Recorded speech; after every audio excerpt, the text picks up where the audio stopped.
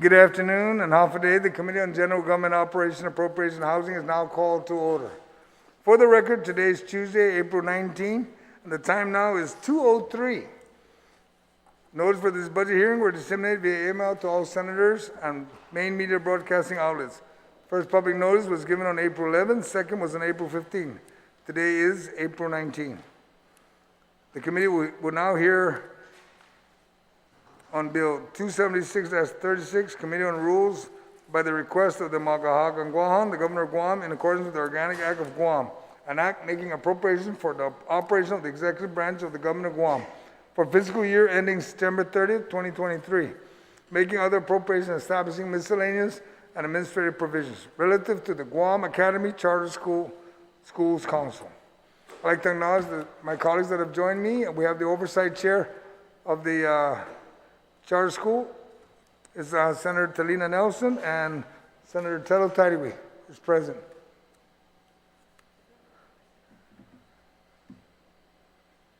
All right.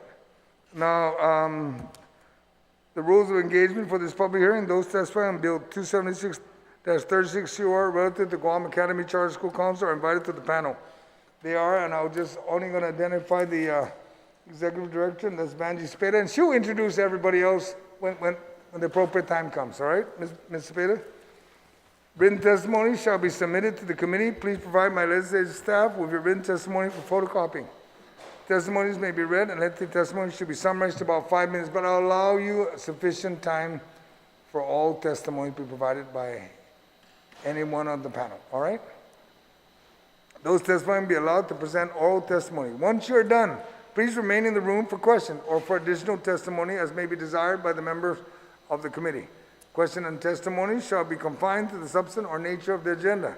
Personal inference as to the character or motive of any senator or any individual testifying is not permitted. Any violation of this general rule of conduct will result in removal from the budget hearing. Proper form and quorum shall be practiced by all present in the public hearing room for these proceedings. Individuals who fail to maintain proper form and decorum may be restricted from providing oral testimony and will be removed from the hearing. When you speak, please make sure that the microphone is on, that you speak into the microphone. Other questions may be submitted to committee for submission to the agency or department for responses. You will state your name and your title for the record. And I'd like to also recognize, we are also joined this afternoon by Senator Amanda Shelton. At this time, I ask the panel members to please rise. If you all could rise, and you'll be sworn in by the Sergeant at Arms. Please raise your right hand. Under penalty of perjury, do you all affirm that any and all information that you provide today, whether it be verbally, electronically, and in writing, be the truth, the whole truth, and nothing but the truth, so help you God? Mr. Chair, during the oath, you may proceed. Thank you, Sergeant at Arms.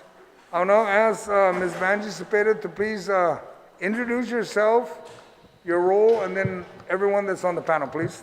Thank you. Hafaday, thank you, Honorable Senator Joe Agustin, Senator Talina Nelson, Senator Amanda Shelton, and Senator Telo Taidiwi. I'd like to introduce, my name is Evangeline Marie Cepeda.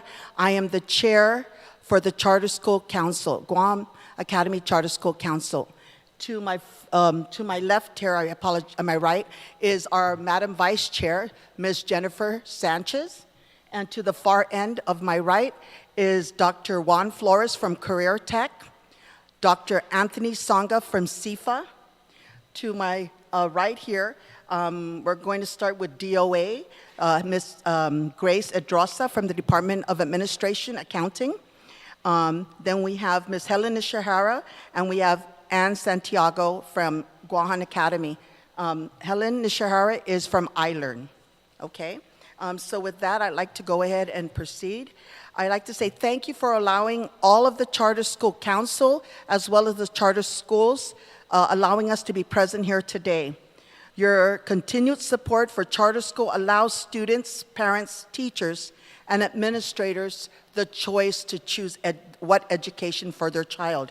This choice is to enroll in a school that offers unique learning environments, the choice to attend a science class conducted in the field, the choice to engage in alternative learning methodologies and specialized education, The 4 charter schools on island offer laboratories for education, experimentation, and innovation. These schools have independence to try new forms of teaching and to experiment with the best way to reach their students. The pandemic has presented challenges for our community. Nonetheless, our charter schools have remained resilient and have managed to maintain operations accordingly. I'd like to share a few highlights about the schools with all of you present today. Guåhan Academy Charter School has received a 5-year accreditation from Cognia Global Commission. Their summer school program afforded opportunity for 2 additional seniors to graduate and have garnered interscholastic sports awards and championships in the current school year. As iLearn Academy shifted seamlessly into distance online learning, their 2021 statewide Assessment Act Aspire scores supported this as they are at a close to the national average in English, reading, science, and math. iLearn exceeded scores for most GDOE elementary schools. iLearn attained initial accreditation within the first 5 years of existence and is currently undergoing a full accreditation renewal process, which should be completed at the end of the month. CIFA Learning Academy students have earned various awards and local national competitions, including first place for National Geographic, first place in Human Medical category, and second place in Ecology, Earth Science, and Sustainability for the 2021 Island-wide Science Fair. Second place in 2022 Guam Contractors Association Pizza Pop and Power Tools competition. One of CIFA's former students now attending Father Dueñas Memorial School was selected to participate in the Expo 2020 International in Dubai to celebrate World Wildlife Day. He presented his Chinook project, which he initiated while attending CIFA. And our newest school, Career Tech Academy, has 1 graduating senior who earned necessary credits in 1 year, has students preparing for national certification for information technology, CompTIA, and then at A+ coding. And all students are completing independence learning courses and earning credits in various CTE subject areas. The council and other charter schools come to you today to request that we are requesting $7,500 per student pupil. And for each of the 4 charter schools, I want to address that the reason we're requesting for $7,500 per student pupil is to retain our teachers. Our teachers are the lowest, and they're competing with the Catholic schools, and they're competing with GDOE. To retain them, we have to give them a little more. And we're not asking $10,000 more, we're asking for a few hundreds more. And so with that, we implore you senators to please support the $7,500.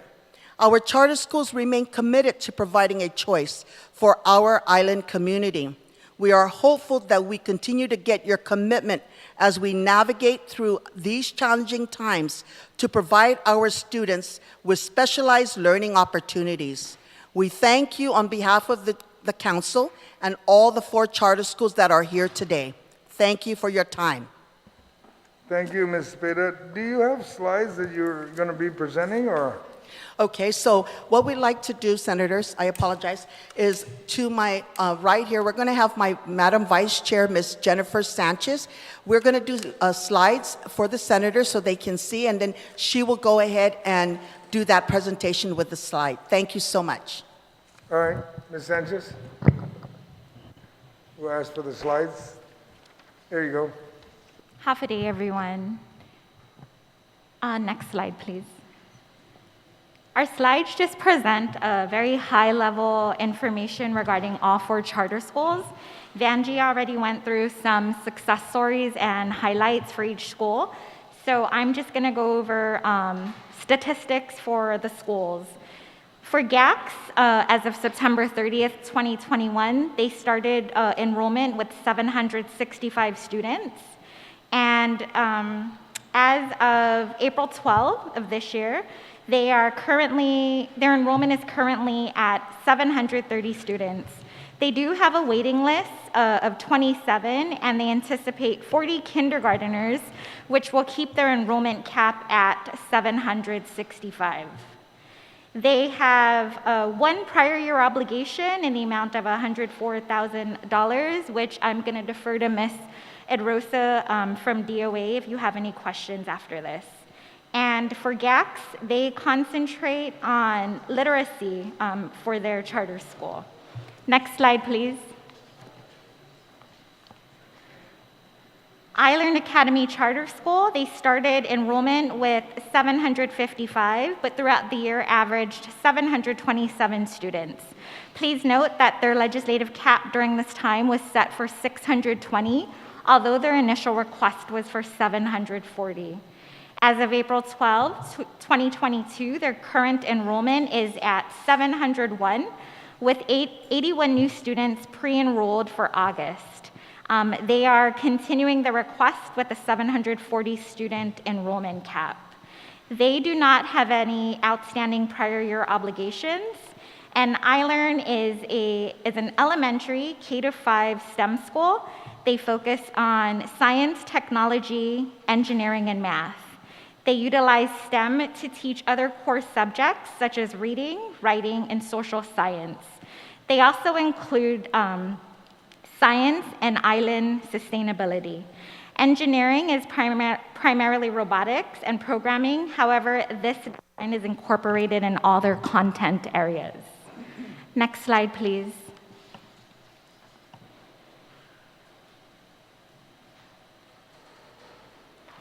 CIFA Learning Academy Charter School, enrollment was at 301 students at the end of school year 2021. However, as of April 12th, their enrollment is currently at 343 students. They also have an outstanding prior year obligation, which Ms. Edrosa can elaborate on if you have any questions after. CIFA is a STEAM school. They focus on science, technology, engineering, arts, and mathematics. And the last slide.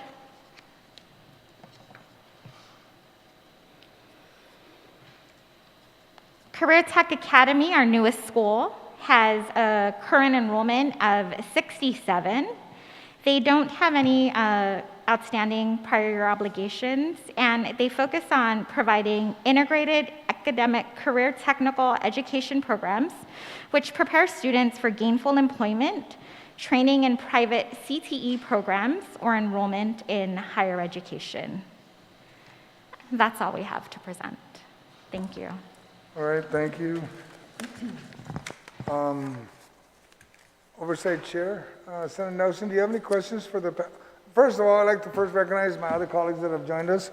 We have Senator Jim Wooden, and we have Senator Brown, Senator Tony Atta, that has also joined us. Madam Oversight Chair, do you have any questions at this time, or would you like to save it to towards the end? Your call. Yes, you'll be at the end. Okay, so we'll begin with Senator Tello. You're first in, so do you have any questions for the panel? Okay, we are now just discussing with the board right now, currently for the Guam Charter Schools. Okay, and good afternoon, ladies. Thank you so much for your presentation. As a board, do you oversee the procurement of any of these projects that the charter schools, such as iLearn and the other schools, go out to get when services, buildings, anything like that, that is used with funding coming from the government of Guam? Or even if it's not the government of Guam, Vanji, maybe it could be, money that was raised, but there should be a procurement process in place. Do you oversee this? Senator, to answer your question, the council does not oversee that. They have the Board of Trustees, and a lot of it is discussed with the schools and their Board of Trustees.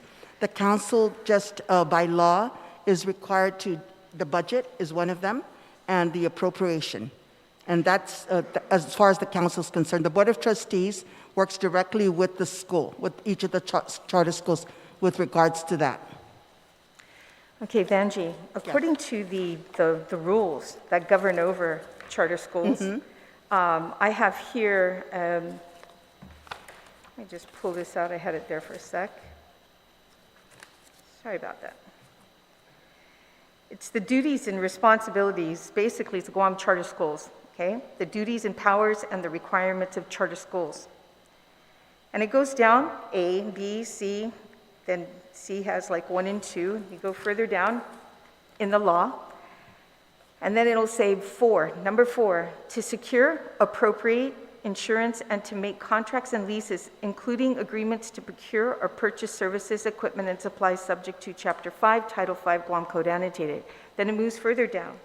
An academy charter school shall exercise control over its expenditures subject to Chapter 5, Title 5, Guam Code Annotated, and other administrative personnel and instructional methods independent of the Guam Department of Education and limited imposed into this chapter. Now, the Guam Charter School in the OPA's report showing quite a bit of these charter schools, having debt. But while I was reviewing this and called the OPA's office, it's showing that none of these projects have gone through a procurement. And if I understand this law is based on charter, the board, right, to follow these guidelines and everything like that, but I believe you also have a fiduciary duty to also follow the money that you award these charter schools. And that is the projects that they have, and I'm sure you keep an eye on that, but right now, are you aware of any procurement process using Chapter 5 for any of these schools when going out for their projects?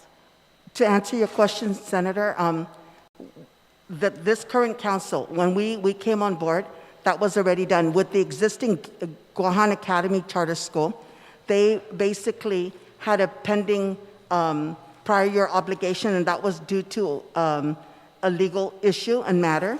And they've been paid out with the Guåhan Academy. The only thing that's remaining is the and I'll defer it to DOA, but I do know that the money that's there available, that's still showing on prior year obligation with Guåhan Academy is the legality of that. All others, with regards to GAC, has been paid out, prior year obligation.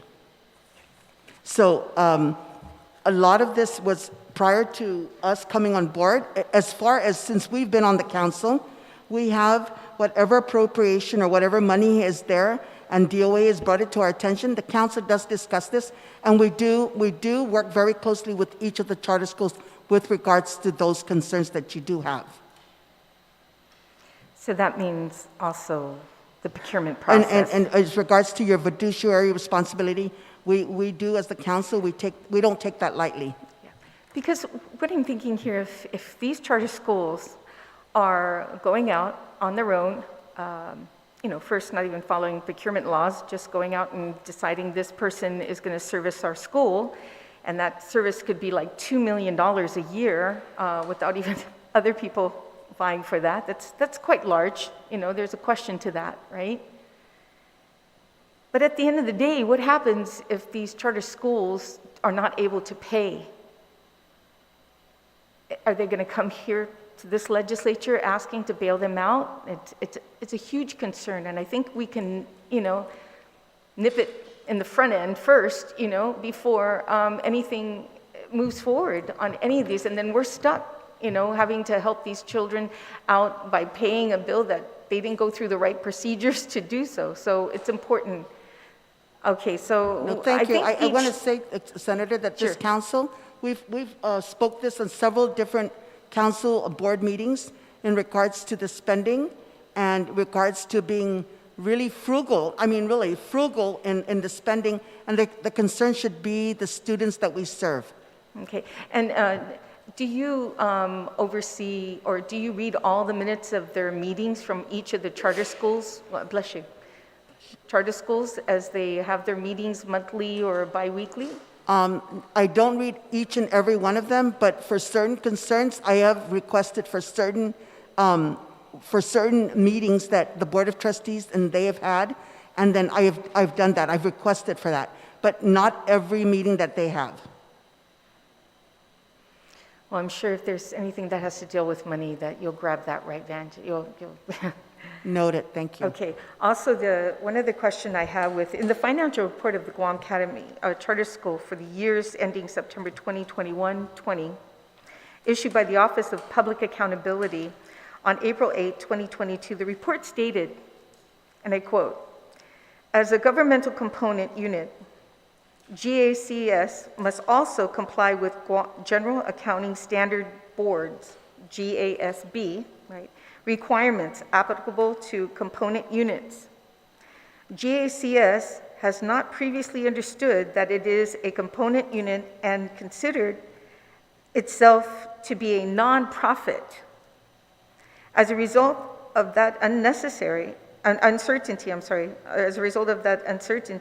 GACS was unsure as to the specific requirement it must meet. GACS has additional financial management and procurement resources, and after consultation that occurred with respect to various matters, GACS has initiated corrective actions for matters cited in prior audits." So this was the latest one from OPA. Can you speak on this, Vange? This comment made from OPA? Senator, I'm going to be honest. I'm going to have to review that. I don't want to say anything I'm not clear about. But I can look into that, and I can provide you the information, Senator Taidagui, in regards to that. Have you read the OPA reports from all the charter schools? I did, but I'm going to have to go back to that, and I'm going to have to take a look at that, the one that you've mentioned. Okay, well, thank you so much, and please Thank you. look at the procurement process and for these schools and the responsibility of the board to oversee these funding that you're giving the schools. Okay? Thank you, Senator. Okay, and I appreciate, and the last thing I have to say, Vange, if you've been reading the OPA's report, you've also looked at the test scores. Yes. Now, I've been one of the biggest, supporters of charter schools from day one, huge. But it was so disturbing to see the test results coming out. They've fallen, and you get a charter school. Well, maybe I'll just talk to the charter schools themselves. Thank you so much, and I guess, Mr. Chair, we will have a chance to speak to each charter school, so I appreciate the opportunity. Thank you. Thank you. All right, Senator Shelton, do you have anything for the panel? Colleagues, please be reminded that we do have every representative of each school. They're ready to testify if they need to. Senator Shelton? Thank you very much, Mr. Chair. Thank you to the council, and thank you to all of the representatives from our different charter schools for being here today and for your presentation.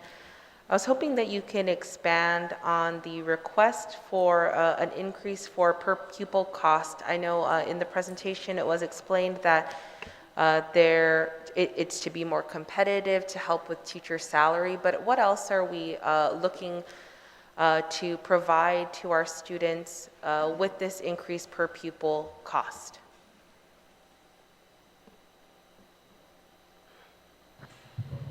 Senator, part of the problem that we are all facing, all of us are facing in terms of inflationary practices, are that we're spending more money like utilities or in terms of the power and water and even internet access.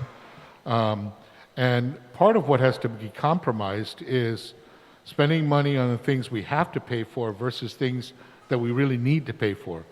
So if we end up buying Chromebooks for $300, it's because we've got to make sure we have money allotted to pay for the essentials for the school, including lunch programs, things like that.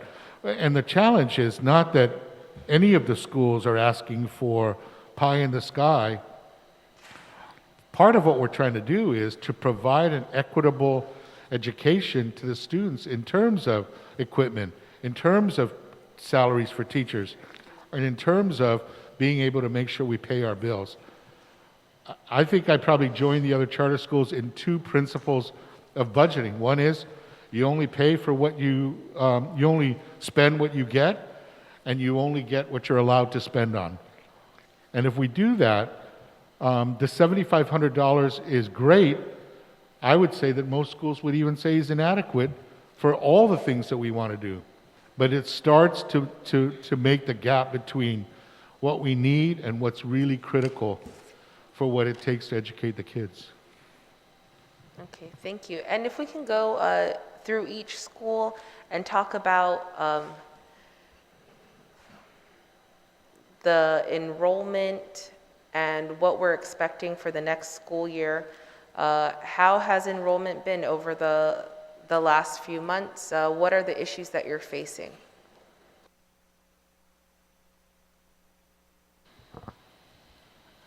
Good afternoon, Senators. Thank you for this time. For iLearn, our current enrollment is at 700 to date. Our cap is at 740, but what our issue was, we were not sure what the legislature was going to pass, so we had shut down one of the kindergarten classes. But with that said, we currently have 57 kindergarten pre-enrolled for next school year, and a total of 89 pre-enrolled students for next school year, which would cover 99 fifth graders who will be graduating. So we are more than sure that we will have the 740 by June 15 for next school year's opening. So enrollment has been an issue mostly because we weren't sure. We start school before the budget passes. So the previous school year, we were almost sure we were going to get the 740, but we were passed only at 620. So when this school year started, we didn't want to make that assumption again.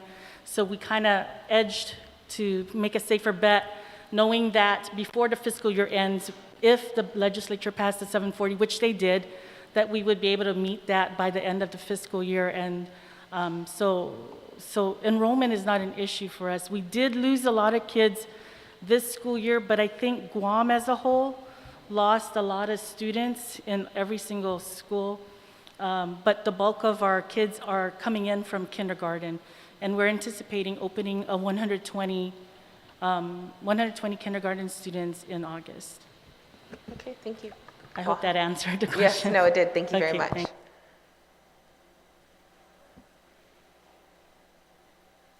Good afternoon, Senators. Thank you for this opportunity. As for our enrollment, same with iLearn.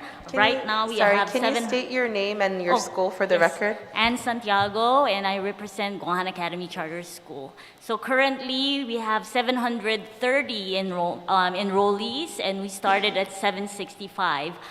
Just like other schools and generally in public schools in Guam, our students who are withdrawing are all off island. They're migrating. But as soon this month, as the restrictions have been lifted, we are accepting a new enrollees actually. And just like with iLearn, our kindergarten, we always start with 65 for enrollees for kindergarten. And we have no problems meeting that cap, actually.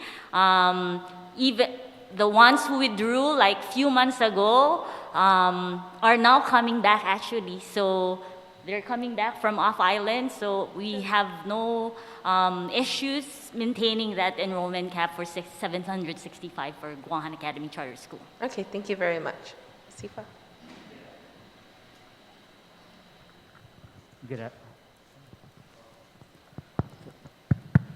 Good afternoon, Senators. My name is Anthony Sunga. I'm from representing CIFA Learning Academy. Currently, our enrollment is 343. We started in the beginning of the school year at 360. Like all other charter schools, we're seeing students leaving, mostly going off-island. I think 7 of our students who enrolled with us in the beginning of the school year actually left because we do not have a lunch program, or we could not support a full lunch program for them, so they went back to the DOE system. We're looking at, so currently we have about 15, or we just started enrollment. We have 15 right now, and it looks like we're having getting 5 enrollees per day. So we're looking at, we'd like to have a cap of 450, and we're looking to meet that or match that number for next year. Okay, thank you very much. Can you explain the lunch program issue? Is it that you don't have provide the free school lunch, or you don't provide any lunch at the school? We provide lunch, but we do not provide the free lunch program. Okay, thank you very much. Career Good afternoon. My name is Juan Flores, and I'm the principal of Career Tech High Academy Charter School. We are hoping for an enrollment of 125 students. We currently have 67 students. The primary reason for the increase is, first of all, to really take advantage of economies of scale. So right now, 67 students, or the allocation from 67 students is spread to pay for my, 6-figure principal salary. That, of course, could be reduced next year when there are 125 students. I hope you know that that's facetious. But the primary reason for the increase in the enrollment is so we could still continue to build our programs, because we only have one CTE program in effect right now, and that's information technology. And we're hoping to start setting up the groundwork for 4 others starting next year: construction, health areas, business and marketing, and public service. And when we have our full component of 400 students, those programs will be fully enrolled and fully staffed with teachers. So the primary reason, again, for the increase requested is for economies of scale, and then secondly, and as importantly, to make sure that we can build the programs that we need to build for our CTE programs. Thank you very much. And can you discuss any federal funds that were received from the administration to the charter schools in response to the pandemic?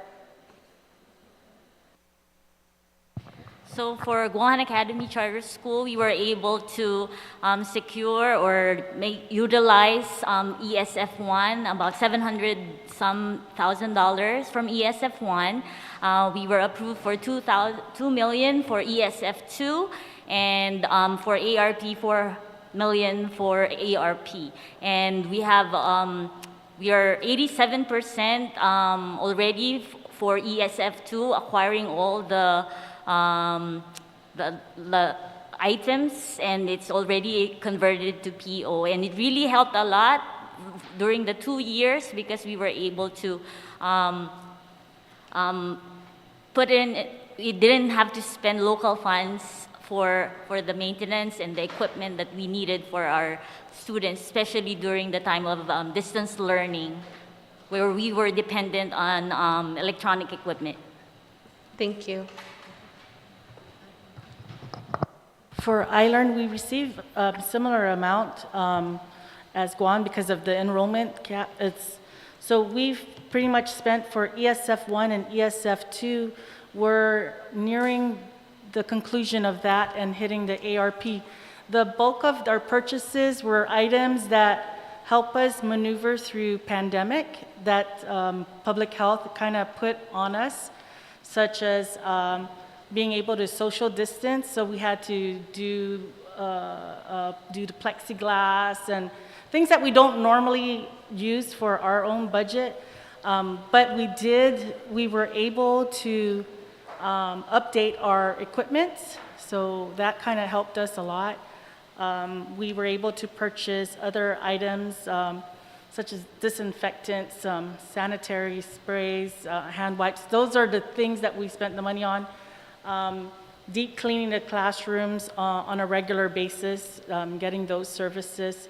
And procurement was mentioned earlier. When it came to procuring the items for ESF1, ESF2, and the American Rescue Plan, procurement went through the Department of Education. We helped with the plugging in of the requisition, but pretty much it was Department of Education that did all the purchase orders. One of the things that we really benefited with the ESF2 was procuring MiFis for our students. So when there was a complete shutdown, all of our students were able to access their class from home, especially the kids who weren't able to, who didn't have that with them. So when pandemic hit and we had a complete shutdown, iLearn was one of the few, well, is probably the only public school that went completely online. So the students were all able to meet with their teachers on a daily basis, and the MiFis really did help. So. Thank you. And sorry, before we move on to the others, were any of the funds used to increase pay or fill any new positions? No, they were all for tangible items. It had to be fixed assets and PPE supporting distance learning. There was only one aspect, and that was a real challenge, was the summer school program, where our teachers were able to apply for a summer school pay, but it was such an issue because our teachers are not fully certified teachers, so it was something that we didn't want to entertain anymore because it was just contentious between every party involved. Yes, okay, I recall that last year. Thank you. Sifa? As my colleague had mentioned, the grant paid for all fixed assets like PPEs, equipment, and school supplies. For the ARP, we received 1.9 million in assets, ESF 1, 178,000, and ESF 2, $289,000. Okay, thank you. Career Tech High started in October 1st of 2020, and a Department of Education federal programs rule says that we're not eligible for any funds, any federal funds for a year until a year after we have started school.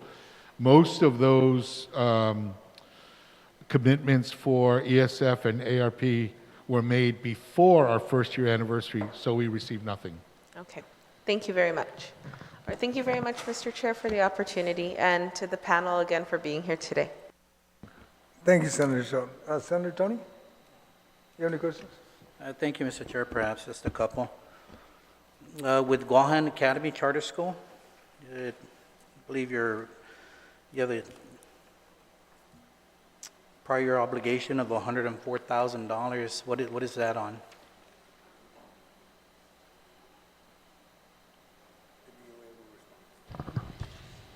Good afternoon, Senators. For the Guam Academy Guåhan Academy Charter School, the 104 is actually contractual work that was done in prior year, I believe in 2020, and these are being under a settlement agreement right now. So they're for construction work. And none of the federal funds could have taken care of that obligation? I see one shaking no and... Okay. So I'm from DOA, sir. I'm sorry. My name is Grace Adrosa. I'm from DOA. So we disbursed the funds to the charter schools. So at the time, during fiscal year 2020, there was a provision in the law that did not allow for capital improvement payments. So those requests for payment, we identified them as capital improvement. And it had dragged on for a while, up to the point that it came to a court settlement. So right now, it's still pending, and that has not been settled. But it's at the council's decision right now where those payments stand. I see. So then you couldn't use ARP or ESF fundings for any of that? No? Sorry, sir.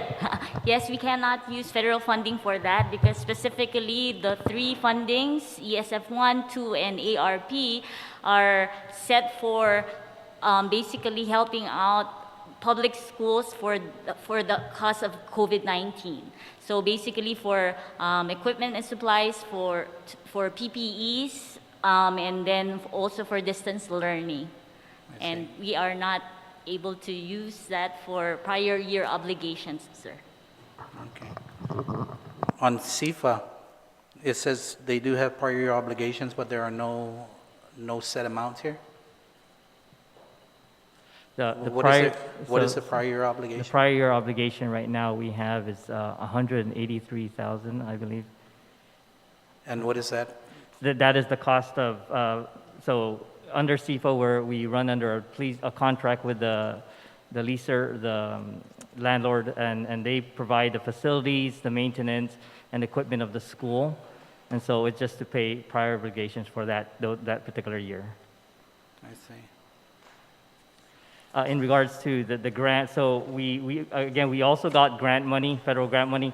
And so because the police contract does cover some of the equipment as part of the school, we've used some of the grant to buy laptops, robotics items and stuff for our school. And so those will be taken out of the cost of the police contract, which will drop our contract as well. So we kind of adjust based on the things that we need from the contract. And that's because we did get the federal grant money to supplement that. All right, thank you.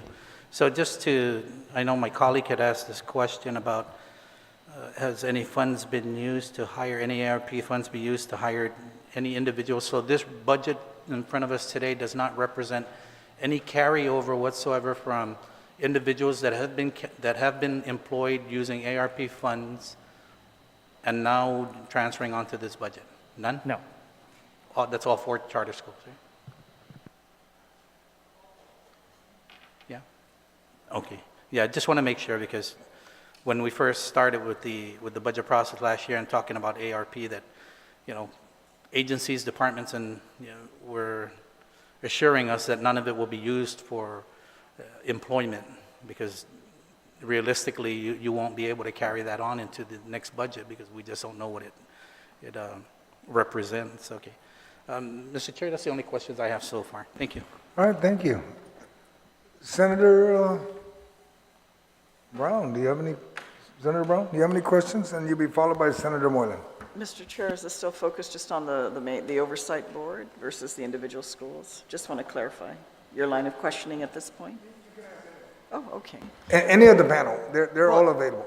Okay, I appreciate that. But I do want to ask the overall board chairwoman, as we go through this process, we have some charter schools doing better than others, obviously. But in terms of the guidance, because certainly our concern is going to be the financial one, making sure that, the charter schools are not indebting themselves beyond what money is to be provided, with the expectation the legislature is just going to continue to fund it, especially if the decisions are not properly made, because it comes down to accountability. And I do want to relay, certainly being one of those legislators back in the day that was an advocate for charter schools, and, as mentioned by my colleague Senator Tello as well, I mean, you have a lot of advocacy here. But if we see the charter schools start to follow the path of where we've been before, if we don't see improvements in the test scores, if we see expenditures of funds that have not been authorized, then you're not going to have friends here, at least not a lot of us, to be your friend anymore in supporting. Because we do have an expectation of better performance. If we want the same old we've gotten in public education, we can stay where we're at. I personally think Department of Education right now is far too big. It's too massive to adjust to what it needs to keep up with the pace of education that we'd like to see with our school students. And most of my education is from public school here on Guam, so I'm a product of most of that, of most of my educational years. But I'm a kind of down to basics person. We add all these other layers of education and requirements, and yet if we're not seeing the productivity, we're not seeing the improvement in the learning scores, we would expect the charter school students to be even more exceptional because of the latitude that you're given to educate students rather than following the traditional process. So you're given that latitude. And so I want to know, as we look at these audit reports and we see where there are some of these deficiencies, I'm sure we will go over this afternoon, what guidance are you giving from the board to the charter schools to try to address this? Because we're a little concerned with some of the things we're hearing and we're reading. Thank you, Senator, for that. The council works very closely with each charter school. And so we do, as well as DOA, we do, Grace, I call Grace all the time just to monitor a lot of the funding, where it's coming from, why is this large expense? We do ask questions with regards to each of the charter schools with regards to that, because at the end of the day, I've explained to all of them that money's tight. But unfortunately, the reason why we're expressing the $7,500 today is because our last 2 council meetings, they've expressed that it's hard to retain teachers. That's their biggest concept. The teachers are paid $23,000 a year, the average teacher, and extremely low. And they're competing with the private school, and they're competing with DOE. When they get certified, they go to DOE, it's more pay. Who wouldn't do that? So that's one way that we're pushing this 7,500. Everything's increased. Everything, utilities, everything. So we've discussed this because if it was up to us, we like to stay with 6,200, but that's not realistic, Senator. And we are, I'll give you a prime example. Career Tech, Dr. Juan Flores. When I asked that they be present today, he emailed me and said, sorry, Ms. Cepeda, I'm doing the class. He's wearing 5 different hats at that school. And so when he showed up, I said, lo and behold, you're here. And he's like, yes, someone else is going to cover. He's doing far too many, and a lot of these people sitting here today multitask, and they don't complain, and they try to work within that because, we go back to them, the council goes back to them and says, tighten your belt. We don't need it, we don't need it. And so we are very, very much monitoring the pay. If it's a large amount, I call the school directly and ask them, what is this amount for? I want really detailed. If the council is going to approve it, we need to know exactly what it's for. So we do monitor that, Senator, and we are just trying to stay afloat and survive with each of the charter schools. I know that you're mentioning about that this body here supports the charter school. I want to say that our numbers should be higher. I'm not going to blame COVID, but COVID has done a lot of drastic things to everybody, mentally, physically, emotionally, for the students. But we're hoping in the next, this recovery period, as they would say, that we'll see the statistics go up, the testing go up, and that we'll see more success stories from each of the charter schools and the children and they service. Well, I mean, you may look at this as a little bump in the road or a pothole as you go along, and that would be the hope. I'm just relaying that because I don't want to see the same replication of where we are now. Yes. I think DOE is far too big. I think in some cases there is far more money expended in some areas than there should be, but there's never the level of accountability because we put the umbrella of our children over the top of it, and it's all supposed to look good with the expectation that every year we're going to increase the budget. And I don't know in this economy that we are venturing into, as this federal money dries up, are the people of Guam going to be able to afford all this? So while your justification, certainly the teachers are underpaid, I mean, I understand the challenges that are there, but that's also the expectation the head of each of these schools should have, is the ability to manage. And many of us have had to manage with far less, and that's where your capability and creativity and your leadership comes. But that's the concern I have, is just that, to jump another $1,350 per child, then I'd have to look at what else is money being spent on versus paying the teachers. Private schools don't have the luxury. I doubt my child's school is even paying $6,000 plus a year for my son to get educated, because I don't pay that much in tuition.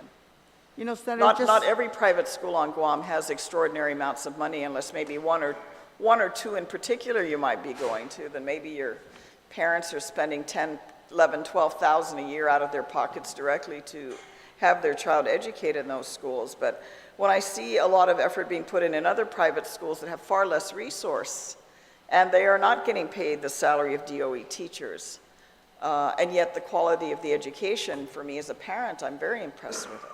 So that's where I try to look from my perspective. I'm sure many other taxpayers in the island will probably look at it that way in terms of productivity. But when contracts are entered into without ensuring that funds are available to cover that cost, and decisions are being made that can put things further in debt, that's bothersome, because I don't know. We can't do that in our own personal finances unless we're going to end up in bankruptcy or financial trouble, or not have the ability, because we lack credibility anymore, to be able to get any more money or credit.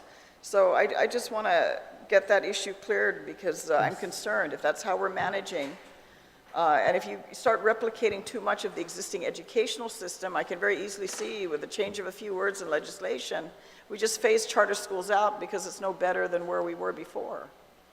Senator. And that wasn't the hope, that wasn't what we were Right. expecting. I just want to say, Senator, that I'm working with Senator Talina Nelson's office to putting caps in each of the charter schools, so it's not an oversized school, like you said, a replica of DOE. We are trying to find any innovative way. We've even discussed of maybe having our students pay $50 tuition, just innovative ways to survive. But the true reality is the students that we service are public school students. And asking them for $50 to do tuition is like, they leave the school strictly on the amount that they cannot afford to pay for lunch. So these are the struggles that we're dealing with the families that we're dealing with the demographics that we have, unfortunately. So we have looked at, we're looking at different aspects, and we are trying to, like you say, find ways where we can survive and get the fundings for the schools. Each of the schools have come back to me and said, asking them for $50 tuition, when they leave they love the school where they're at, but they leave because they can't afford to pay a $3 or $5 lunch, a lunch plate, because the charter schools don't have free lunch. So these are the struggles we're having, and we are trying, Senator, just so you know.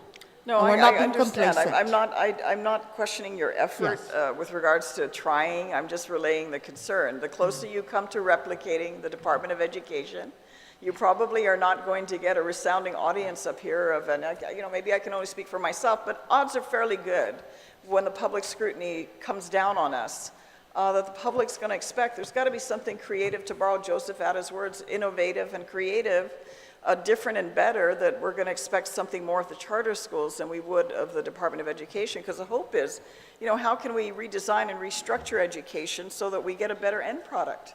Because we spend an awful lot of money. People say we don't put enough in education. Well, last time I checked, I was here, the budget of Department of Education almost tripled. So, it takes up the largest chunk of money that doesn't go to many other things, that if we put a few $1,000s, then we'd see tremendous improvement in some areas of the government. So I'm just relaying it. I was going to ask you about the $1,350 increase, but you've already elaborated on why you're asking. It's just, again, I understand the cost, the power, everything has gone up at a time when our probably ultimate ability as a government in this community to generate money is decreasing. Minus the federal. We take the federal money, we are in a world of hurt here. And I'm seeing, and not because of you, but like earlier today, we're seeing pay raises being given. I don't get it. I didn't live and work in that world, so it's very foreign to me when I see and hear that we're living it up, while there are others in our community that are suffering because of this pandemic and the impact to our economy. And then when the government of Guam continues to grow, we continue to do hiring, we continue to increase salaries, and it's like, let's go partay. And that's not the reality of what really is happening in this community and where we're heading. So I simply want to relay that word of caution moving forward. So that I realize you have a lot to juggle, but please keep that in mind. Please, let's not replicate the existing educational system. Thank you very much, Mr. Chair. Thank you. Dr. Forrest. Senator Brown, I'm glad that you brought up the notion of accountability, but just from my perspective, I hope that you understand that those concerns don't fall on deaf ears when it comes to our chair. I do get annoyed sometimes that I get asked for information all the time, but then I realize that she asked for that because she is being held accountable for what's happened. I just want to make a comment about the kind of kids we're dealing with, and I think this applies to most of the charter schools. If you ever go to the Ross in Tamuning or the Ross in Aga'hågan and look for earbuds, you probably will never find any. Because if I find 10 or 15 of them, I buy them. Because my students who use their laptops to watch our curriculum videos or have to go online to watch videos of the text that they're reading, most of them don't have the money to buy. And I tell them to make sure they protect those earbuds because they cost $3.99. But we buy them because the kids themselves don't have them. The lunch is the same way. The only reason our kids go to the store, they get off-campus lunch, and they can buy iced tea and Cheetos, which I think is terrible. They don't spend the money at a lunch because they can use their EBT cards. when they go to the store. They can't use their EBT cards with us. The difference, and I have a little bit of experience with the Catholic schools, the difference between the Catholic schools, and you're right, the school that comes the closest to a $7,000 a year tuition and fees is Father Dueñas. It's the costliest Catholic high school on Guam. But the difference is those schools, even during the pandemic, spent a lot of time raising money. And they raise money on the backs of the parents and the grandparents of the kids. We're not in the position to do that. Even a student today who suggested that we do that, and when I asked him what his parents would be able to do, he said, well, somebody else has to do it. My parents work, they have no money. And I understand, and I'm hoping that maybe down the road, the legislature will learn more about and appreciate return on investment. Because the investment for charter school enrollment is significantly less than the investment for DOE schools. We have no interest in replicating DOE. And the fact that we have specific schools addressing specific areas, I think points to that, right? That's what makes it easier for us to focus just on those areas that we're focusing on. But the other thing is, I'm probably at the tail end of a budget because I am spending money on the faculty. Because I felt like somebody with a master's degree or somebody with years of experience in teaching or somebody who's certified deserves to get the salaries they need. And you know what? It pays off.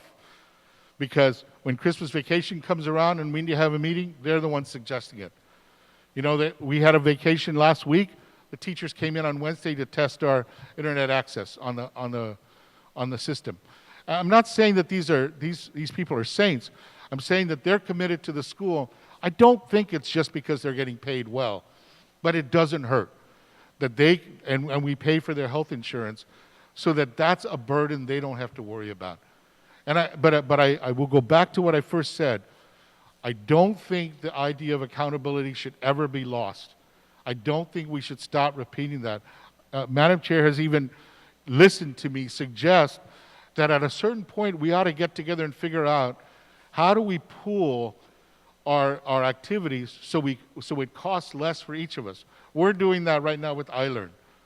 We're with their system so we can get cheaper health insurance.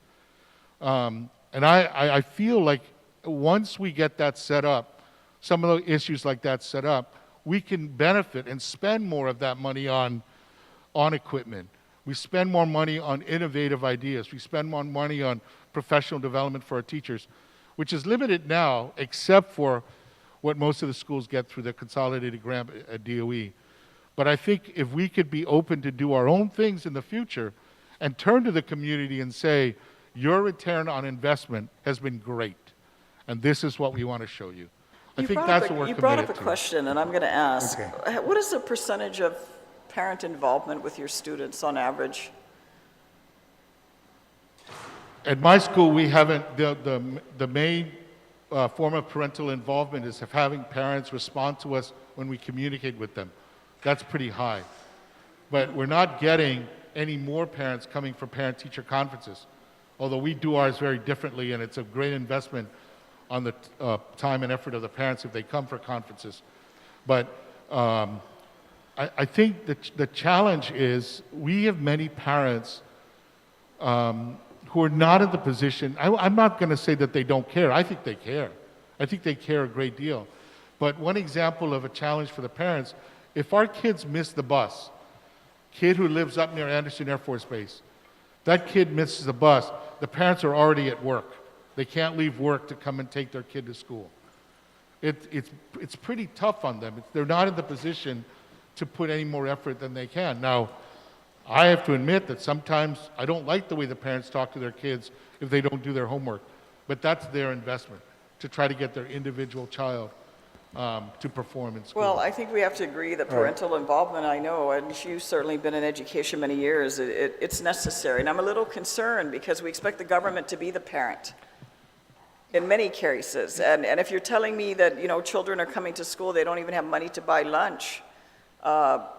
You know, I grew up in a generation, you did, as many of us did here. You know, our parents sacrificed. Everybody didn't come from a wealthy family. Everybody didn't have, 5 cars parked out in the garage. A lot of people started out very simple in life and worked very hard. But there's one thing they did, was they sacrificed to make sure their children had a better opportunity. And so I don't know. I don't know if it's an issue of parent engagement. Do we have enough? Do we have an expectation that somehow the government's going to educate their children without their involvement? And also, do we prioritize where we put our money? I understand there are people in our community that don't have the financial resources, but there are also others that do, that don't invest it in their children. And I'm just bringing that up because that cannot be the overall explanation as to why certain things are happening, because it's happening to some children. But I would hate to think that that it's changed so much that we don't sacrifice other things to make sure our children are fed, or make sure our children have at least the most decent and basic education to have a good start in life.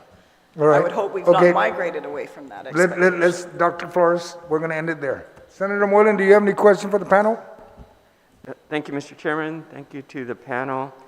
I guess just a clarification. The cost of students for GDOL, do we have an idea? I can look it up, versus the cost of students for the charter. You mentioned there's a difference. GDOE. I can speak on the elementary side, and we pulled this number from the citizen-centric for 2020, and it came up to $11,000 per student on the elementary side. And I believe we calculated for the secondary side would be about closer to $12,000. What was that question? Comparison with Is that what you were asking? Mr. Chairman, just comparing GDOE cost per student versus the charter. And she gave the example of the elementary, and the 1,200 is for middle? Secondary. Secondary. And what I did there was I took the elementary expenditure and then all the other expenditure and then divided by the percentage that was carried out by the elementary student, and it came out to $11,000. And there were other expenses there, but I didn't add those because I didn't really know what those were. I don't know if facilities included in any of that. So 11,000, and you're asking for 75. That's correct. Okay. Thank you very much. Thank you, Mr. Chairman. All right, thank you. And I apologize, Senator Perez also joined us. Senator Perez, do you have any questions, ma'am, for the panel? Yes, thank you, Mr. Chair. Good afternoon to the panel today. Maybe if I can go through the individual charter schools, I do have some questions relevant to the OPA audit and also the budget presented today.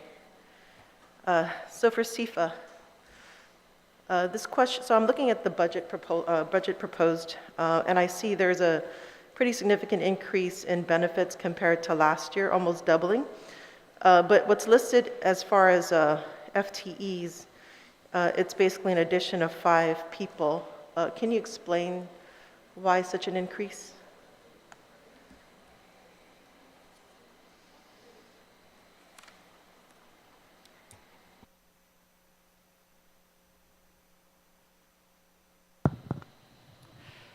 So that's just, so because we increased our numbers from prior years, we had to increase our faculty, and those faculty we hired actually had master's or degrees, bachelor degrees higher than our normal pay of those with just associates, and so their salaries and insurance was a bit higher in regards to that number, to increase that number.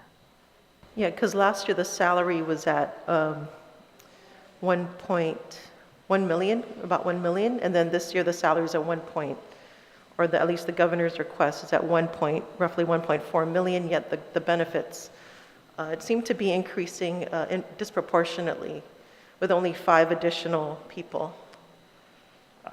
I'll have to go back to my financial and find out, and I'll get back to you. I don't want to answer specifically to give you the wrong information. Okay. The other thing in the budget submission that you provided, there's no list of your employees. It's just a list of positions and pay. So there's no way of knowing if there are actually vacancies or there's MARM bodies that are present. Are there any vacancies that you proposed in your budget? So right now we have 1, 2, 6 vacant, in the proposed budget, we have 6 vacancies in there. The names that are included in the budget are actually filled positions. All right. The other thing that came up with the OPA audit was the contract that it's a 5-year contract that you have with, what is it, Eagle Holdings? Yes. Okay. And so if I can read an excerpt from the audit, it states that CIFA and contractor Eagle Land Holdings entered into the Please contract for 5 successive years expiring in June 2023. Eagle is a sole provider of the facility, equipment, utility services, and supplies to CIFA in exchange for $2.4 million. Despite this, Eagle's involvement in CIFA goes beyond the contract, as Eagle's Senior Vice President of Operations was CIFA's interim Chief Operating Officer at one point. So it seems to me there is a conflict of interest that existed in the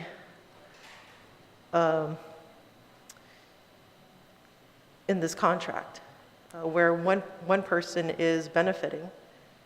To answer, so since I've taken over this November, I actually addressed those issues that we found on the audit, and I asked the resignation of those individuals. Would CIFA be able to provide the contract itself to the legislature? Of course. Okay. And so what were the terms of this contract? Because I'm also looking at the audit, and was there any expectations of grades by the students as a result of this contract, as far as improving their academic performance? The contract was specifically for facilities, the maintenance, and the facilities itself, and what is provided to the students in terms of the equipment, the computers, the laptops, the internet, the phone services. They had no control of what, or expectations of the academic achievements of the students. That was based on the charter school, BOT, and the administration for CIFA. Okay.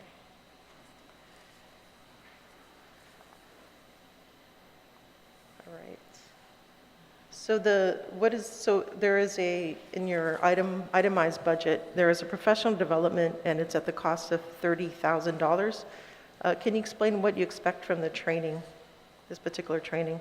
So that is not a fixed cost. So $30,000 was put in as a budget if we needed that. And so if we didn't use the $30,000, then we wouldn't have claimed or asked for that in our appropriations. So it was just so what we're doing there is for professional development to send teachers off island or to send trainers on Guam. Because we are a STEAM school, we specialize in robotics, we specialize in coding, and so first we look out here for professionals who can provide that training for us. However, it's been difficult even just to find a robotics teacher on Guam, and so having to fly someone out for training specifically can be costly. But usually we have these professional developments on island, where we bring someone in or we find someone on Guam. Did you say it was for coding? For coding, for robotics, for all the STEAM projects that we do specifically. We do also a lot of training in regards for curriculum development. We do a scaffolding process in terms of our curriculum. So a lot of teachers who go through, teaching credentials do not necessarily learn about the scaffolding concept that we have in regards to CIFA's curriculum.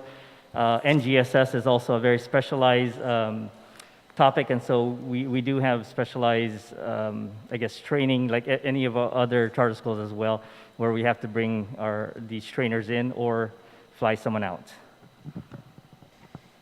And your projected enrollment so you were mentioning your enrollment currently is about 700? No. Ours is currently we're at 343. Okay. We're looking and hoping to get at 450. I'm sorry. 450. 450. 1 5 or 5 0? 5 0, yes. Okay. And then in regards to your scores, I was looking at the OPA's audit report. for math and science. I think the majority, percentage-wise, is below level. Yes, we do know that, and we saw that for this year. And if you saw our last year's, we were above level or meeting expectations. This year, again, like as we know with all our children, it has affected them mentally. But also, Senator, because we are, one of our issues that we have is because we are a STEAM school, a lot of the assessment tools that we need as a specific school doesn't get covered in the ACT exams that they're given in the public school systems. Yes, we have to follow those standards, and yes, we do have to meet the standards where there's a reference point, but what's not seen is what the students are actually coming away with in terms of our curriculum, and you saw that with students who are excelling or being invited to the World Fair in Dubai, and students excelling outside of that in robotics class and so forth. But again, that is a concern. That was the main concern when I did see that, and I said we do need to increase that number, as Senator Joanne Brown mentioned, that we do need something more. The expectations do need to be high, and so that is a concern, and we are addressing that in regards to how can we better assess our students. And so we're looking for different assessment tools that would possibly help our students in that regards. Okay, now going back to the contract. So the police contract, it states that CIFA periodically received cash advances from Eagle. Was there a premium cost to that? What was the terms for those cash advances? Can you repeat? Sorry, can you repeat that, please? So in the OPA audit report, it states that CIFA periodically received cash advances from Eagle Holdings. Oh, Yeah, so it advanced $98,000 for medical insurance. Was there any fees associated with that? No, it is basically when CIFA was low in terms of, or waiting for the appropriation to be submitted to us, we still needed to pay for the medical insurance, and so Eagle would advance that to us, and then once we get the appropriations from DOA, then we would pay that out. But they didn't have any fees or anything associated with that. So that's part of your contract? Yes. Is advance money? Yes. To pay for? If there's a shortfall. It's for specifically, strictly for employees in terms of salary or insurance, nothing else. Okay, all right, thank you for the responses. So I'm going to go to career technical education.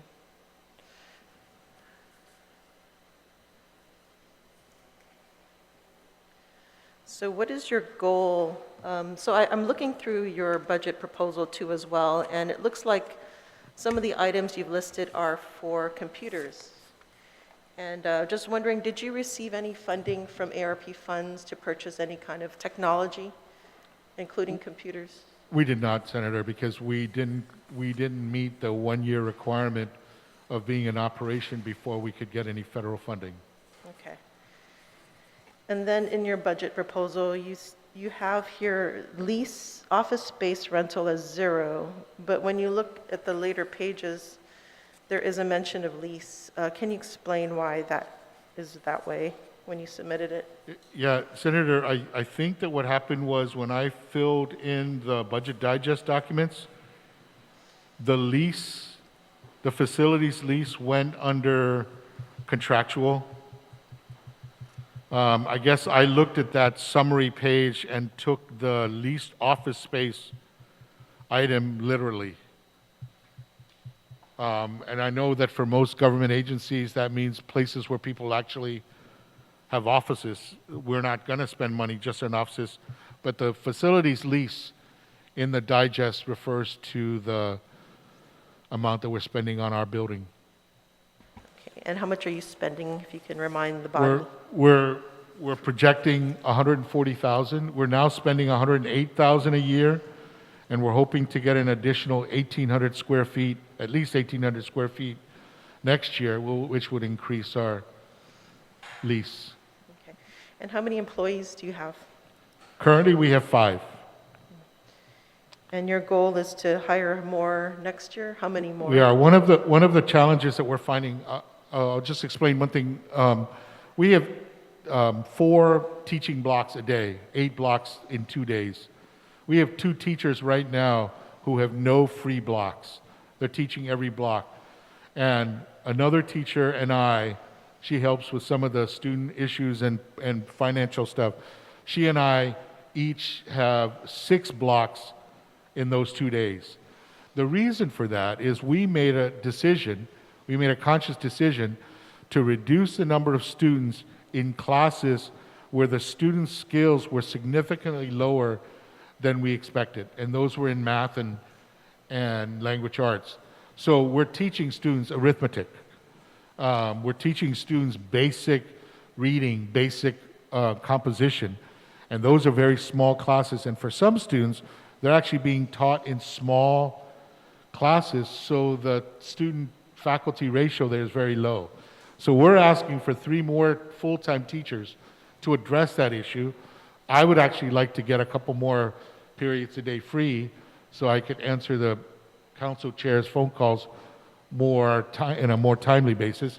The other thing is to continue, though, to respond to the need for our students to be taught at the level at which we receive them. So again, and I don't think most of our students have come from CIFA, so I don't want to disparage that CIFA, but many of the middle school students are coming at very low levels in math and reading.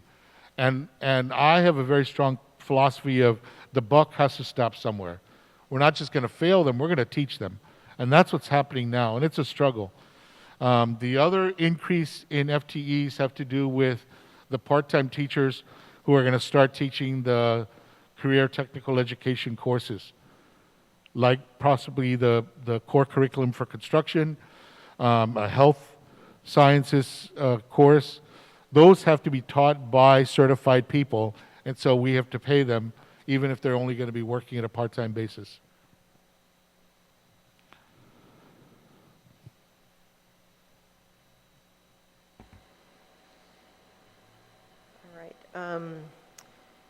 In regards to testing, how do you test your students, Mr. Flores? We have not done any standardized testing, with the exception of a placement test in math that we're using the Khan Academy for, and a teacher who's developed a writing program where he tests the students' writing levels and also is able to test their literacy level. But we haven't, we got a waiver from the council to do standardized testing this year. The main reason is that even if we were to administer the ACT Aspire this year, it really wouldn't be significant because DOE is phasing that out. And so next year there will be a new assessment, the balanced, what am I missing? Anyway, they're going to a different, totally different assessment next year. And that's the assessment that we will compare ourselves to the average DOE students. Are there any supplemental assessments, considering your, the mission of your institution is a career technical education? Right. Yeah. So the two assessments that we're looking at, we don't have a critical mass of students to do it this year. We need some juniors and seniors. The 2 assessments that we're looking at, the standardized assessments, are the ASVAB, because there's a very strong interest among our students in military careers, and the work keys, the employment assessment that we're going to try to work with GCC on getting our students to be administered that exam. Okay, all right, thank you. Okay, so question for iLearn Academy. So just looking at the, I guess the OPA audit as well. They had, let me see if I can pull that up here.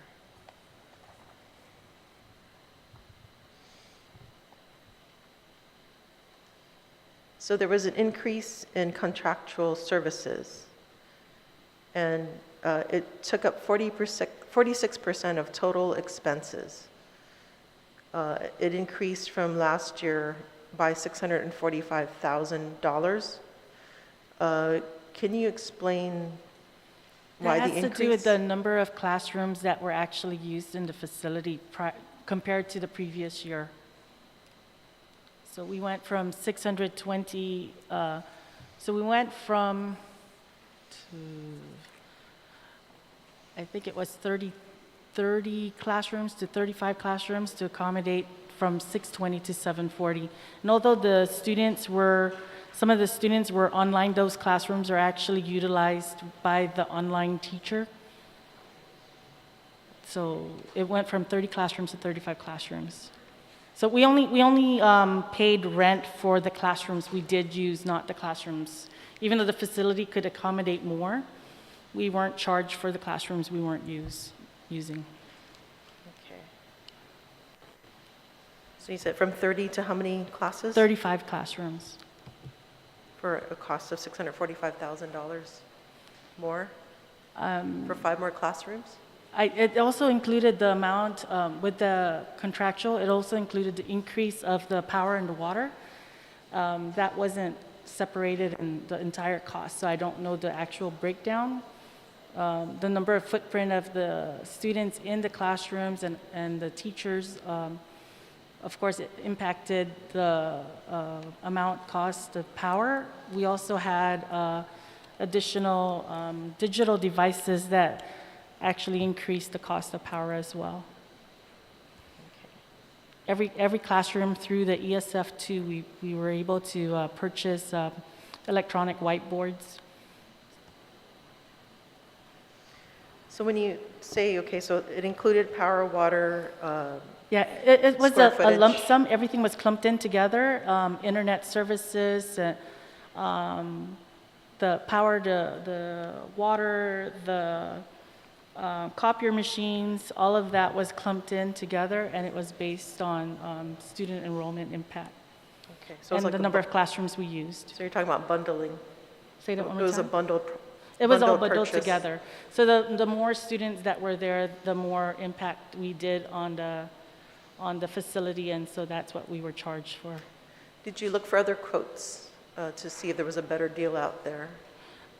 For 740 students. Right now, what we did was we're currently working with a nonprofit organization to get us a more permanent facility. The facility that we're using is actually a temporary place, and it's honestly kind of breaking down because it wasn't meant to be a school. So yeah, we're working on that, and we're anticipating moving into a more permanent place in August of this school year. Okay. So I guess the question is there an opportunity for savings for looking for a better deal? Because I think $645,000 for 5 classrooms seems a little bit steep in my book. Because so yeah, basically the additional costs. If I'm listening to this correctly, you expanded from 30 to 35 classrooms, which accommodated from 620 to 740 students. And according to the OPA report, your expenses increased by $645,000. So I'm not sure if I'm getting this all correct, but do you have a differential cost for the additional space? No, we don't have one at this time. But another part of that had to do with food services as well. I forgot to mention that. That included food services. So everything at the time was clumped together in what we called was an A+ contract. It's a partnership in lease, utilities, supplies, and services. So everything that, so we clumped everything together so we would make only one procurement. At the time, that sounded reasonable to do. Okay, and so this contract that you have with, it looks like St. Paul Christian School. Could we also see the contract, if you Sure, can we provide can that do contract that. to the legislature? Yeah. Appreciate that. But we are getting ready to exit out of that contract, but I'll go ahead and email that anyways. Okay. Okay, and yeah, is there perhaps, are you going to be providing like a solicitation so there's opportunities for other vendors out there? Yes, we're actually we put out an RFP.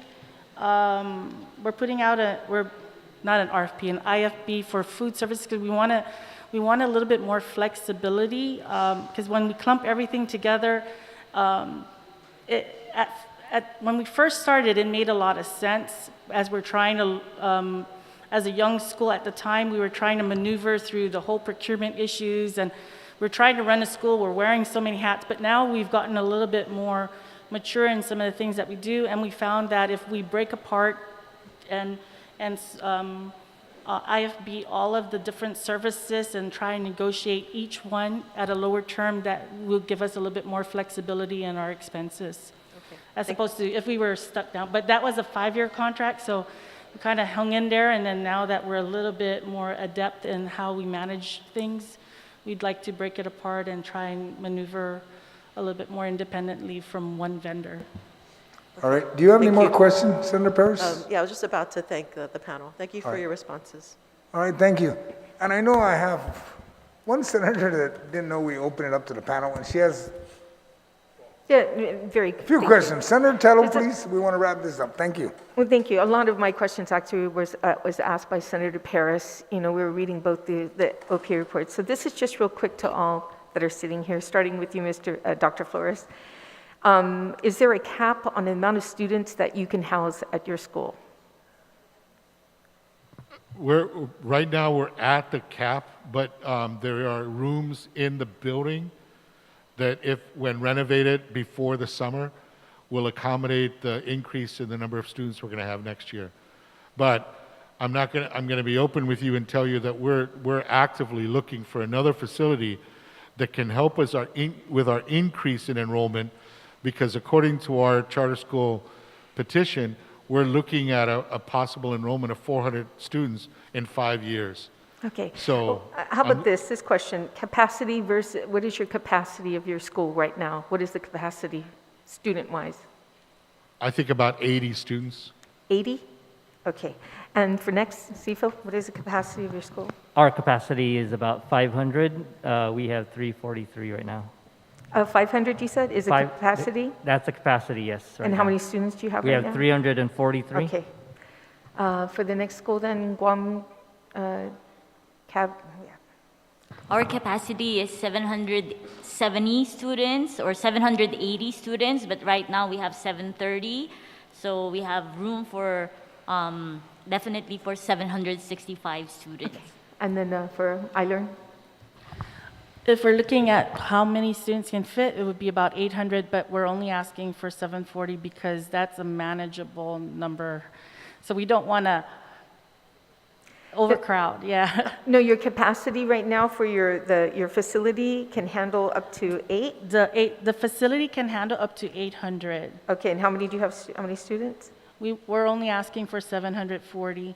Okay. Because it's maximizing the facility is not feasible for a good product. Okay, and procurement, since we'll start on this end, as far as procurement, especially on iLearn, when you've gone out for services, what is your procurement process?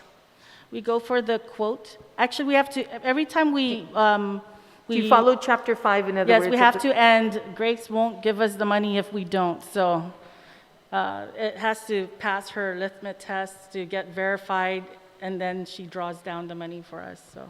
And this procurement process is done even if it's not government funds? It's money that you've received? That's correct. Even our non-appropriated funds, we have to actually follow the procedure, because when we get audited, that's what we get hit on every single time. And is that same for the other schools, SIFA and iLearn and? Yes. Okay, I mean, okay. Yes. As well, Mr. Flores, that following the Chapter 5 procurement process? Yes.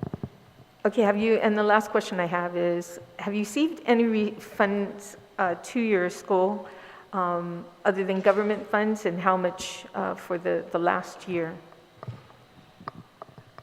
So we'll start with you, iLearn, yes. Can you repeat the question? If we have how much funds have you received, other than Government of Guam funds that have been provided, per student, how much other, what funding have you received for the school that is non-appropriated from the Government of Guam, just, private sector coming in, and how much is that? So we just received the appropriated one for us, which is 705 students for 6,200, which is, we don't go over that. Okay, no, but so you don't receive any other monies No, we at don't. all? Yes, we don't receive any other monies other than the federal grants that we received 2 Okay. years ago. Okay, what about iLearn? iLearn, I don't have the number for this school year, but the previous school year, we actually received about $120,000. That's through fundraisers, not as a gift or anything like that, but we did several fundraisers, like we did a 5K prior to COVID. Our readathons bring in money, and then we do some after-school programs that parents pay a little fee to. Did you receive any funding from St. Paul's? No. None at all? No. Okay, so 120,000. Okay, SIFA, have you received any funding from? For SIFA, no, we haven't received anything significant. We do have an account set up for non-appropriated funds, but that's usually coming from our student store and some after-school programs, but it's not significant enough right now. So no donations at all been given to the school? None right now. Okay, and then, We actually got an offer today from somebody who's going to help pay for a field trip that we're going to do. And that's the first time anybody has ever offered to give us any money. good one, Doctor. Oh, we do have non-appropriated funds similar to what SIFA does, Yeah. except one of my colleagues keeps calling it inappropriate funds, which I've asked him to stop doing that. Thank you so much for that. Okay, well, I appreciate your time, everyone, and answering our questions. Thank you, Mr. Chair. Thank you, Senator Tidigan. Now for the Oversight Chair on charter school. Senator Nelson, please. Thank you, Mr. Chair. Although we do appreciate the wit and humor going on in the hearing, we would like to make this a little bit more serious because you're asking for a huge increase, no?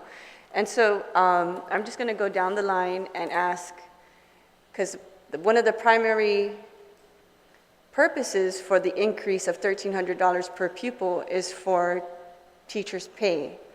So if I can go down the line and ask each charter school, how much are you going to invest in the teachers' pay out of that $1,300? And you can give me the response. Okay, we'll start with iLearn.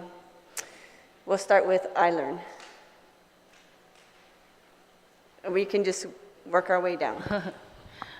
Okay, I don't have the real-time breakdown because I wasn't expecting that question. I clumped everything together, but part of the pay had a lot to do with some of the benefits too, to help with the insurance costs, so that's one of it. And the average increase would be about, I don't think anyone here was more than 2,000 in the increase, but there was none less than 800, so between 800 to 2,000. I did get a couple of teachers who did obtain their master's degree during COVID, and that's part of it. I do need to add a substitute that's not originally in this current school year, and the reason for that was when we have to maneuver through all these guidelines with public health, if a teacher had a sniffle, she had to stay home, and that was a big thing to maneuver, and being a very young school with young teachers, we had several maternity leaves several, and so we had to deal with substituting. So, we have to deal with those. Okay, so you're asking for a cap of 740 students, correct? Yes.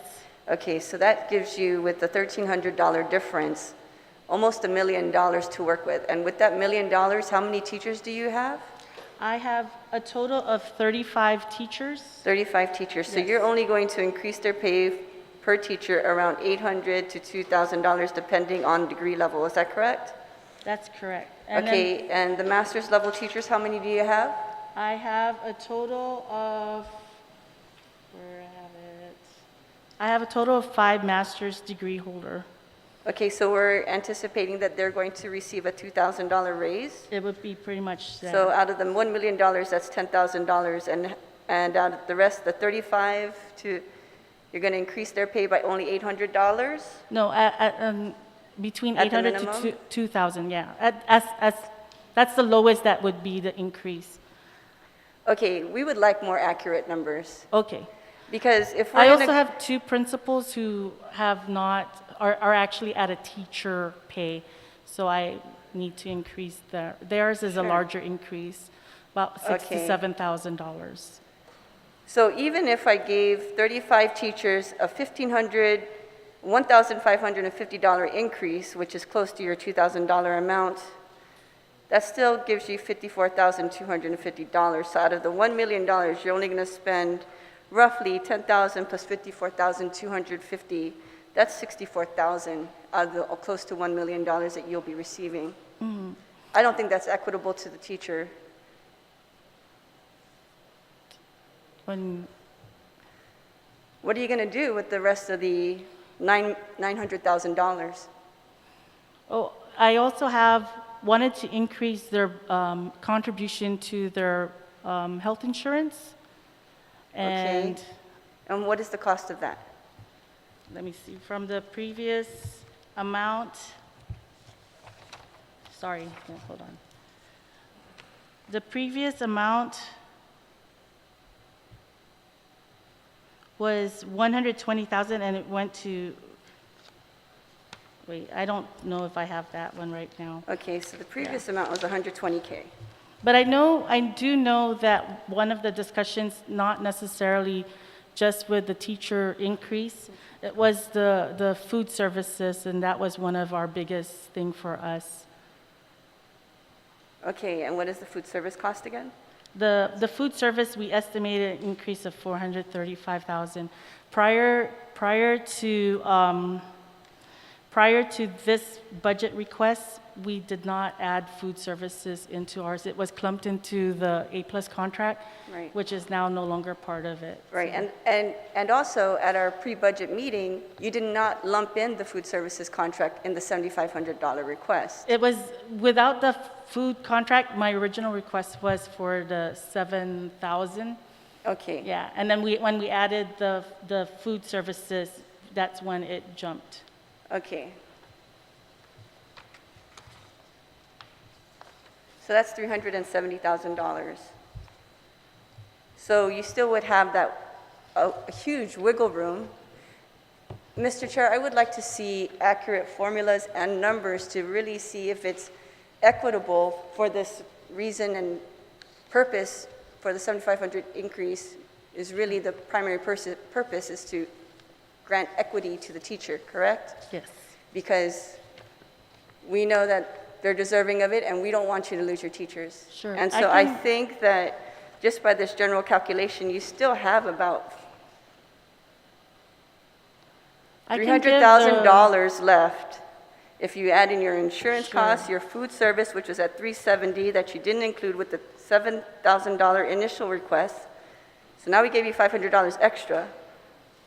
That should have covered your food services, that's $370,000. And then we're only calculating your teacher cost to be like around $54,250 plus, that's $64,250 for your teacher's pay. So please come back to the table and create a better formula, and so that we can actually see the kind of equity that you are fighting here for is for a teacher's pay. Okay. Okay, thank you very much. Thank you, Mr. Shihara, thank you. Yes, so we indicated that the increase from 6,200 to 7,500 will mainly go to teacher stipends and just to retain our teachers as well. But the bulk of it is really the meals, that because we have 87% of our population are qualified to receive free and reduced lunch, which is about 800,000 going to providing breakfast and lunch for our students. Okay, then don't come to the table saying that with the council, convincing the council to tell us that $7,500 is the primary purpose for the teacher's pay, if you're going to come here and say that you're about to use $800,000 for your meals. Yes, and actually there's $400,000, close to $380,000 to in the increase of the salaries of the employees, and that would just fill in the vacant positions that we currently have. We have 18 vacant positions.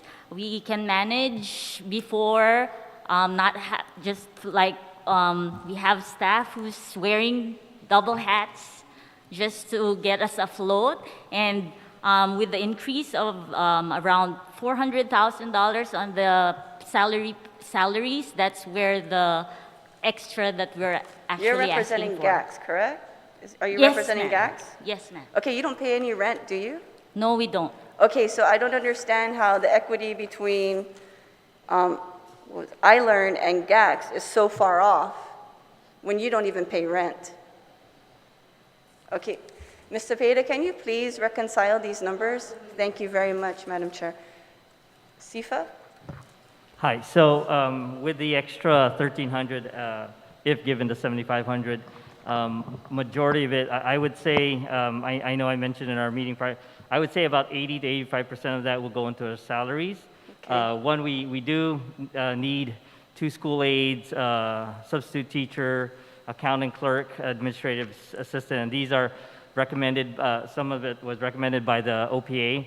Also, we're also looking at hiring we don't have a vice principal as well right now, and so we want to fill that position. So about 85% of the extra money coming in, if approved, would go into hiring faculty as well as administrator, but also putting it into our employees' salaries.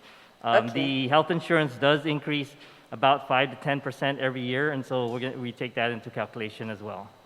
Okay, so is the health insurance a part of your 80 and 85% of the $1,300 difference? No, the health insurance is, so we pay health insurance for our administrators, and so that is going to be only reflected to them. But for our teachers, we're looking at hoping to give them some supplemental for some insurance, to pay some insurance coverage as well. Okay, so I think the legislature would need some assurances, right? So looking into is very different than I'm going to do this. We've already done the paperwork or the groundwork for this to make sure that we help contribute to the teacher's insurance. Yes, and we'll Right? give you those numbers. Okay, thank you very much. What is your enrollment? Because in the presentation, it just shows your current enrollment, but it's not asking, it doesn't show what your enrollment cap is going to be. So currently we are at 350 for our cap. We are asking for 450. So you're asking for 450. Okay. Yes. Thank So you. just a minute. Sorry, Mr. Chair. Okay, so that's close to $600,000, over $500,000. Yes. That you'll be receiving if you receive the 7,500 with your enrollment cap at 450. Yes. Okay, and what is your staffing like now for your teachers? We have 25 teachers. 25 teachers. And what will be their pay increase? So we're looking about again, I want to give you correct numbers, as you said, but I'm looking about a 10 to 15% increase. We just, to answer Senator Sabina's question, so the big increase from previous year to this year in terms of salaries is because we already gave the teachers a 10% the previous year. And so that's why there's How much do your teachers get paid now? So our lowest associate's degree is coming in at $24,000. Bachelor's degree is at $26,000. So yeah, and then. Okay. How do you come up with your formula for your associate's degree to get $24,000 and then your bachelor's degree only receiving $2,000 more? $2,000 more, yes. How did you come up with that? So it depends on the experience. So you could have teachers coming in with a bachelor's degree with no experience, and so it is commensurate with the experience as well. And so we follow a step plan that we have in regards to looking at the degrees that they have. We rate the degrees that they come in with as well as the experience that they come in with us. And so we're looking closer to how GDOE does their evaluation. And so that's where we're going to get that increase in terms of providing for our teachers and how GDOE does it. We may not be able to match GDOE's own, but we're trying to look to get close to it. Are all your teachers certified? No. Okay, and the emergency certified teachers, if you're matching GDOE, is that what the criteria you're going by? So yes, that is correct. For the comparable to GDOE. Okay, and what is GDOE's current teacher pay for emergency certified teachers? I believe they started at 32, Okay, and you're paying them 25? 26, yes. 26 now? Yes. Okay. Yeah, I think you need to do better, Yes, I especially promise if you're you I going to will. come to the table and ask for a $1,300 increase. Yes. Okay, thank you very much. Dr. Flores? Thank you so much. Senator, I'm proud to say that what I'd like to do is maintain the salary levels that I'm providing right now. The principal of the school at Career Tech makes $50,000. Teacher with a master's degree in years of experience makes $40,000. A certified teacher from DOE that we brought on board makes $38,000. And a teacher who has a bachelor's degree but years of experience makes $35,000 at our school.